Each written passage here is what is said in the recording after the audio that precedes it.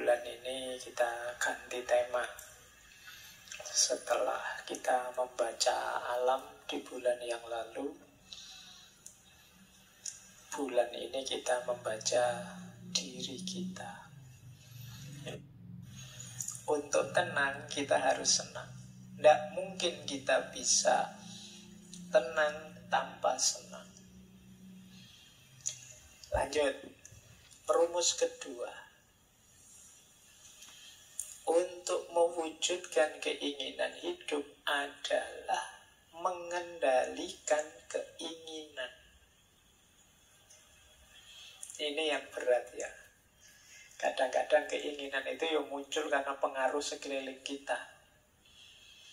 Maka penting kita hidup reflektif, memikirkan apa saja keinginan kita, kemudian merenunginya. Kata Epikuros, ada 3 jenis keinginan. Yang pertama, natural necessary. Natural itu alami dan necessary, niscaya, dia harus kita penuhi. Ada yang kedua, natural tapi unnecessary. Natural, alami tapi tidak niscaya, tidak penting. Yang nomor 3, unnatural, tidak alami. Nah, nanti setelah ini teman-teman boleh bikin list daftar. Saya itu ingin apa sih, tulisan ya. 1 apa, 2 apa dalam hidup ini. Tulis saja semua. Jelek juga tidak apa-apa, saru juga tidak apa-apa. Wong yo keinginanmu kan.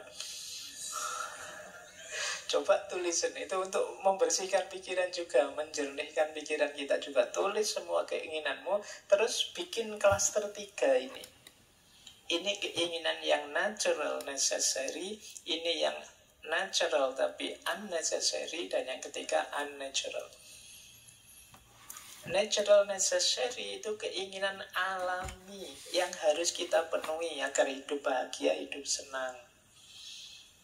Ya, mungkin kita sebut saja sandang, pangan, papan, itu kebutuhan primer. Keinginan ini ya harus kita penuhi.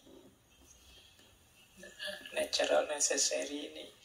Tapi ada yang nomor 2, natural unnecessary. Keinginan alami tapi tidak harus dipenuhi, tidak wajib. Kalau yang pertama tadi wajib, yang kedua tidak wajib. Misalnya tadi ingin makan, nah sekarang kita ingin makan yang sangat enak atau makan yang mahal, makan di warung langganan saya biasanya. Ini ada jenis unnecessary. Tidak harus begitu juga tidak apa-apa sih. Baju, terus ingin baju keren, baju mode dan lain sebagainya. Ingin HP untuk komunikasi, tapi kita ingin yang merek ini, bukan HP yang itu sudah unnecessary. Keinginannya alamiah, tapi tidak harus dipenuhi. Ada lagi yang tidak natural. Nah, kalau di Epikuros ya tentunya ingin berkuasa itu ternyata tidak natural. Berarti kalian yang punya cita-cita nyalonan ini, nyalon itu sebenarnya unnatural, tidak natural. Yang kedua ingin terkenal. Termasuk beliau menyatakan ada koleksi emas ini, kadang-kadang ya ngapain dikoleksi sampai segitunya. Tidak natural. Jadi ada natural dan harus, ada natural tapi tidak harus, ada yang tidak natural. Gimana Pak cara menyikapi 3 ini? Caranya begini. Yang pertama, kata Epikuros, abaikan keinginan ketiga, fokus dulu pada keinginan pertama. Jadi wong yo rumah belum punya, makan pontang-panting, baju ndak ganti-ganti, wong ndak bisa beli. Kok kamu mikirnya kapan ya Pak saya terkenal bisa ngoleksi emas sebanyak-banyaknya, bisa? Nanti dulu, penuhi dulu yang pertama. Jadi yang nomor 3 itu terakhir sekali. Nah, kalau yang kedua, boleh memenuhi keinginan kedua asal tidak menyebabkan rasa sakit atau tidak nyaman yang akut.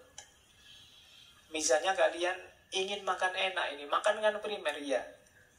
Boleh ditebak, boleh, tapi jangan sampai setelah sekarang makan enak terus besok seminggu tidak makan. Nah, karena duitmu habis kamu pakai makan. Nah, ini jangan. Jadi yang nomor 2 kamu penuhi, tapi pastikan tidak ada efek sakitnya. Kalau ada, pending dulu, biasa saja dulu. Jadi kayak HP tadi loh. Yalah, yang penting punya HP bisa komunikasi. Pak, saya ingin yang bermerek Pak, yang terbaru Pak. Ya silakan, tapi jangan sampai ada rasa sakit. Jangan sampai begitu beli HP bermerek yang terbaru kamu ditagih pinjol, terus stres kamu. Nah, itu blunder namanya. Jadi keinginan jenis kedua kalau memang mampu penuhi saja, tapi pastikan tidak menyebabkan rasa sakit.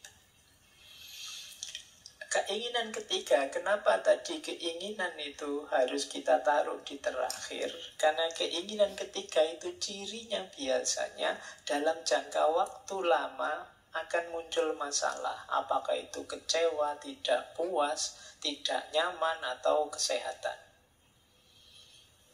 Jadi, kayak tadi lupa, terkenal itu kan enak Pak. Nggak, nanti ada efek tidak nyamannya pasti.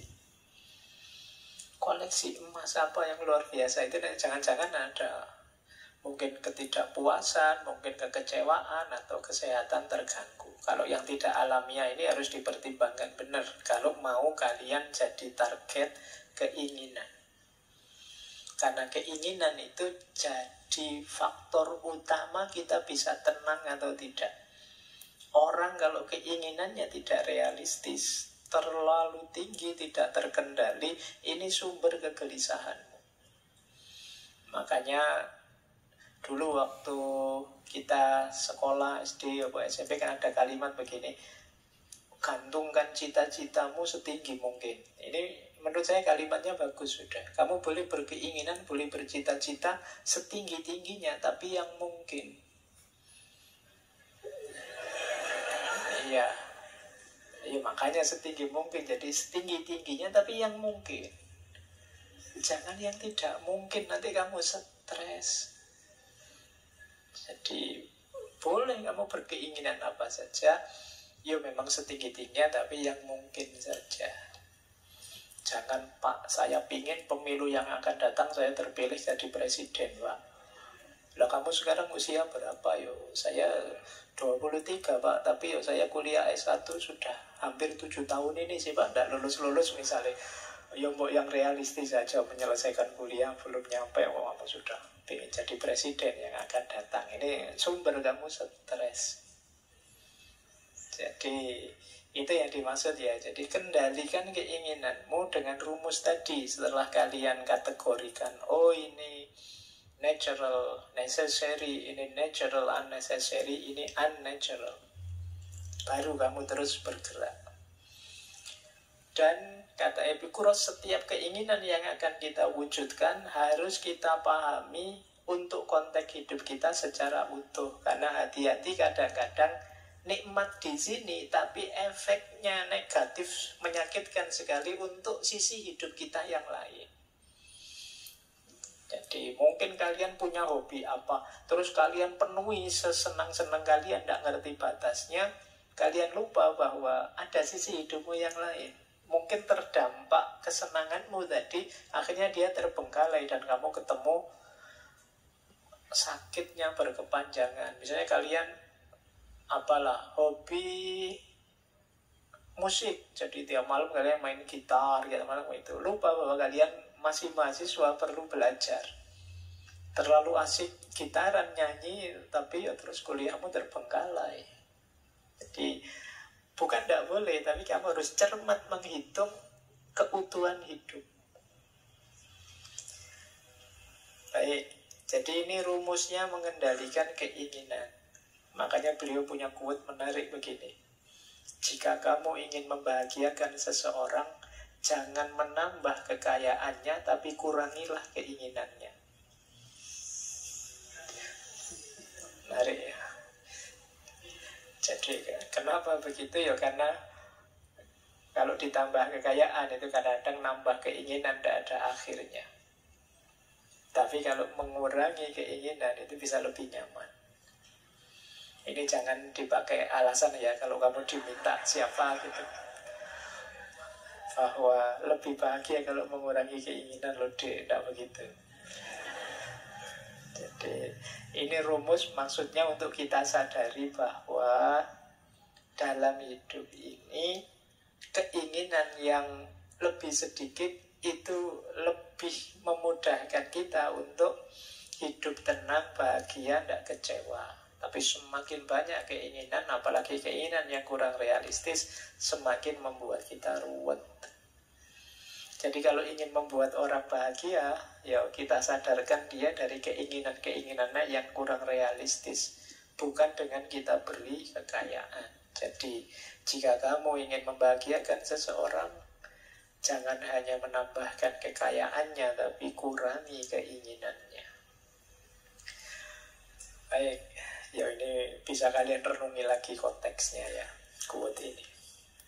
Ada lagi quote seperti ini yang berhubungan dengan keinginan. Kata Epikuros, jangan merusak apa yang kamu miliki dengan menginginkan apa yang tidak kamu miliki. Ingatlah bahwa apa yang kamu miliki sekarang dulunya merupakan salah satu dari apa yang kamu inginkan. Ini quote-nya cocok untuk yang senang selingkuh. Iya. Ya kan, itu kayak kata orang Jawa, biyen ketok opo, saiki ketok opo. Kita kadang-kadang tidak mensyukuri yang kita miliki, tapi menggelisahi apa yang tidak kita miliki. Akhirnya apa? Kita tidak bersyukur. Kita merasa kurang saja, kita merasa tidak punya saja, padahal ada banyak sudah kita miliki, tapi kita lupakan. Ini yang menurut Epikuros, jangan merusak apa yang kamu miliki dengan menginginkan apa yang tidak kamu miliki.